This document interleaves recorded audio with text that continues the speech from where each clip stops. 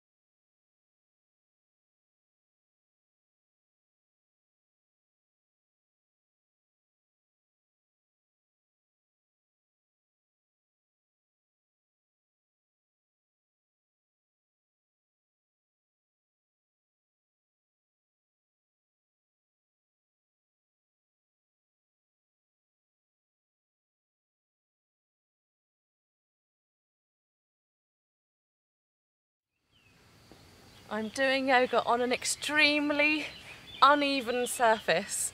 It's very bobbly, knobbly, all sorts, and I'm used to a flat, level ground. So I normally have a lot more control going up into my headstand.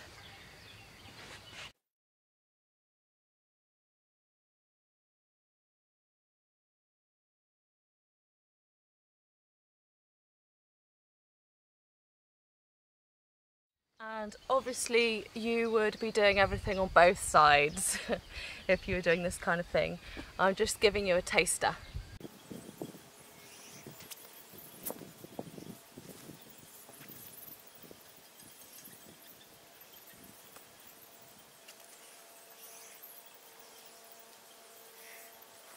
Do you know what? I haven't done it in so long, I've even forgotten my old salute to the sun. That totally wasn't it, so don't copy that. So what made me think about doing this video was actually the night of Mahashivratri, because I actually did what I would call a bog standard physical yoga class, and I mean, it was wonderful. He wasn't a bog standard teacher, I love him, and he does Qigong and all sorts of lovely things, and it was a really great class and it was very chilled. But it was the kind of class that I would have gone to a lot before trying Isha Foundation and doing inner engineering and learning Shambhavi Mahamudra, etc. That particular time, coming up to Mahashivratri and the night itself, was extremely powerful. The energy was really high, but something I noticed that in that class, when I was doing the physical movements like Warrior 1, Warrior 2, Warrior 3, etc., that possibly because of the night of the 24th of February, and also because of the practice that I've been doing for 2 years, Satguru's practice, not necessarily all physical, I haven't been doing the physical part of it for very long, maybe a year, that my body felt really aligned, very kind of centralised, very symmetrical, very steady, kind of very secure. I was in my warrior and, you know, my fingers, they weren't moving, everything was dead still. And I was kind of just floating in and out of movements. And there were parts of it that was maybe movements that I'd never done before, like various arm balances and stuff that we tried, and I had a go, and probably if I'd done that 2 years ago I wouldn't have got anywhere near, you know. I was actually balancing on this weird, don't even know what name it is, for a couple of seconds, and did feel quite good. And my nose was like right near the ground like this, and my legs were off to one side. But yeah, that's another thing that this kind of yoga does, is it takes away loads of your fear, whether it's physical fear or mental fear, and you'll just have a go at stuff without even really thinking about it. You don't really think twice. You're like, yeah, I'll do that, I'll try it, even if I've never done it before. And a lot of people in the class didn't want to even try it, and I think, you know, that shows a bit of difference there. Yeah, so if you do Isha Foundation and then mix it with other kinds of yoga like Iyengar or Anusara yoga, or any other kind of Hatha yoga, or, you know, there's so many different names out there of different yogas, that it would complement, benefit, help, really help alongside your practice, and just kind of feed into it, I suppose. And yeah, so that kind of, what you've just seen me do, speed it up.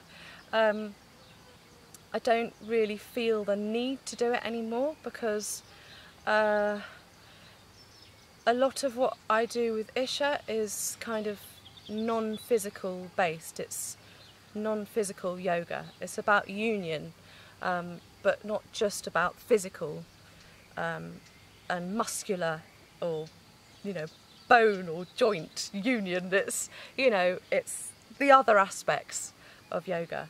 And yeah, so it's become less important, and probably because what I do on an energetic level or a non-physical level with the kriyas and the meditation, you feel steady and stable and all that, without having to creak and crank and kind of move your body around in a physical way to kind of try and get to that place. But sometimes I have actually really felt like being upside down, because I used to love doing headstands, and I used to do it every day, and just that kind of being upside down with your head down here, your body being kind of stable. And for me, sometimes it's kind of an indication of what my energies are doing.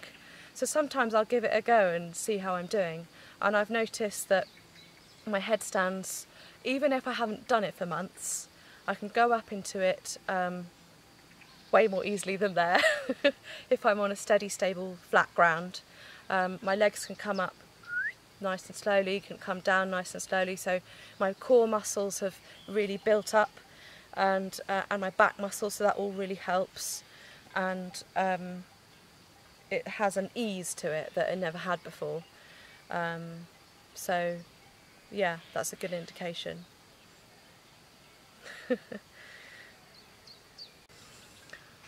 So I'm going to do quite a few more videos, I think, relating to Isha Foundation and relating to yoga generally, relating to my state of mind, my mood, all relating to yoga.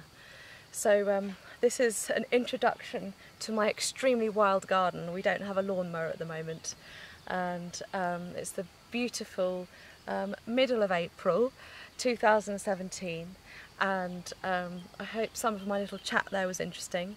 I'm going to do another one on, today is full moon, so I'm going to talk about full moon next on my next video, so you can hear a bit about that. Namaskaram, and see you in the next video.